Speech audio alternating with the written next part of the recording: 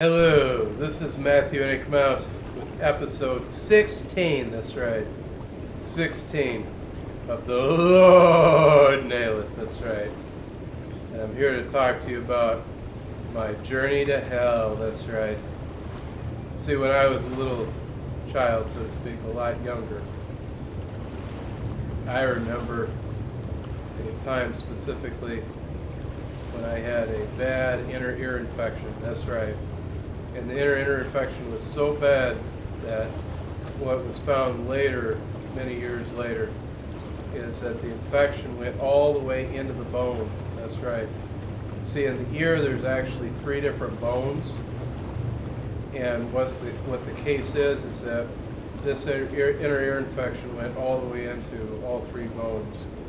See, bones have marrow and stuff like that on the inside, and apparently this must have gone into the inner part of the bone itself. Now, with this inner ear infection, it was the case that I got to the extent that, as my mother has testified, that I was delirious, so to speak, where I really didn't know any reality, so to speak. And my fever that I had with this inner ear infection was very critical. At the time, my parents were very poor, and so they never took me to see a medical practitioner. Instead, I just suffered with this inner ear infection at home. Now, what the case is that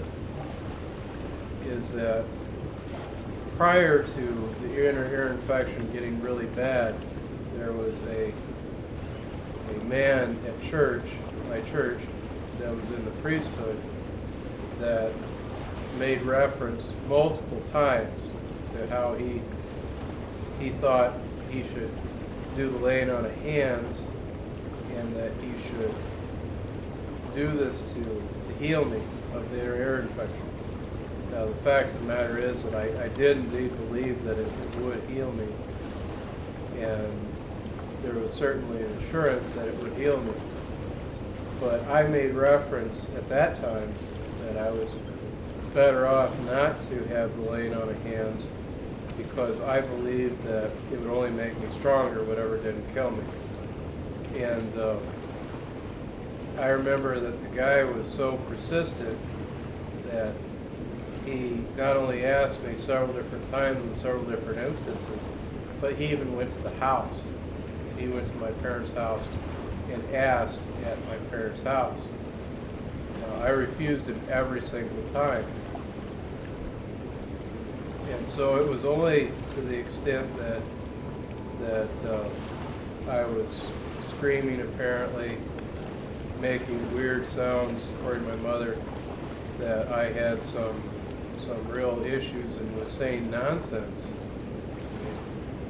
that my mother herself did the laying on of hands with some corn oil at home, which was a great abomination for my parents' church, because in my parents' church they believed that only priesthood members should be allowed to do the laying on of hands. My mother was not ordained into the priesthood, but she did it anyway. And the fact is that I got healed from that, and it was a very bad sort of incident. Now, during this time of being in hell, or what perhaps the New Testament authors would refer to as Gahanna, which is sort of like the burning garbage dump outside of Jerusalem. Now, in this time of being in hell or Gahanna, what the case was is it was a feeling of having no clear separation between the inside and the outside, and no gravity. So it's kind of like, like you're there all throughout this thing. And when you talk about hell as being on fire, it's almost like a metaphor for the sheer reality of what it is. it was kind of like if you took all the anger that you'd ever expressed in your life and just multiplied that by 1,000 times. That's more of what it would be like. And without any clear separation between you and it, that's what it'd be like. See, like when I'm sitting here, there's a clear distinction between me sitting here and the rest of the world. And I've got this skin or this outer body. Well, in this place, there's no clear separation between me and it. There was no skin, if you will, to separate me from this Gahanna. And then not only that, but it was also the case that there wasn't like a sense of gravity. See, like when I'm sitting here, I have, I could feel myself sitting, and I could feel comfortable and secure in sitting. But in this place, there's no concept of gravity. It's just kind of like a timeless, like there's no concept of time, and a gravityless kind of place where you're just sort of all throughout it without any force pushing you down like gravity. And you really don't have a form either. It's just a very terrible sort of place. And it's a place that is so bad that I remember that what the case was is that after I recovered from the inner ear infection, I had sort of blocked the memory of this for what must have been years. So I had a huge lapse of time where there was time loss. And I didn't realize apparently where that time loss had gone, because I was seemingly unconscious tonight, or delusional, or whatever the case would be to my parents. And so this is basically what Gahanna is like, and that's basically what we're talking about when we talk about the fires of hell. Now, the fact of the matter is that unless you put your trust in Christ, fully put your trust in Christ, you too will be in Gahanna. Not just for a little while, but forever. See, because this is the kind of place that